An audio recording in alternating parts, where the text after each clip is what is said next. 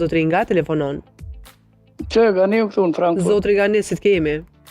Më ka pak një frymë e ftoftë dhe zëri më ka bo inxhirur, që shpi thun ju letrarët, gazetarët. Po, nuk e dia duket edhe zëri më ashtu, po edhe unë jam njësoj si ti. Po zëri, po dje këtu shumë akustik dhe shumë i kjartë. Është shumë i, kjo ka rëndësi. Zotri nga ne, kush vuan më shumë pas ndarjes? Meshkujt apo femrat?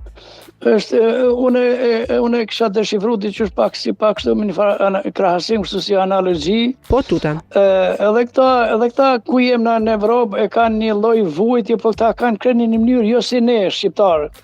Po çush vuajnë ata? Ne shqiptarët bojmë shumë, ne shqiptarët dhe shqyqyrë që bojmë shumë toleranca, shumë tolerime, shumë tolerant jemi kështu në përqindje, se ka përjashtime si s'ka tolerancë fare as 2 ditë.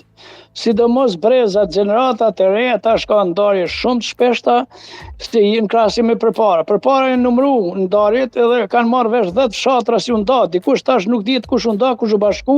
Më ardhte pyetja jote konkrete, unë e marr me mend se gjinia femërore, pra gratë, zonjat, vuajnë pak ma shumë, aq ma tepër vuajnë kur ndodh një tradhti e pafalshme, dhe aty është pikë e dobët, pika e dobët që nuk ka falje, por mbrapa ngelet ajo shtresi, mërzia, vujtja e madhe, vuan shpirti dhe gjumë maron nuk ka se me të vujt shpirti se nuk gjon qetësi, dhe gjumi së merr kur i qetë, është shumë e rëndë kjo. Por ja që tradhtia shumë zor falet, kjo dhe s'duhet bile me ndodh, por ja që po ndodh.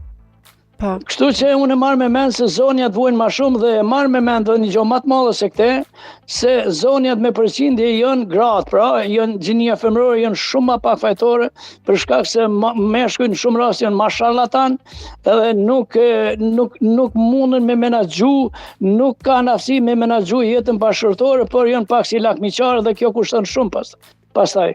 A kjo e mirë.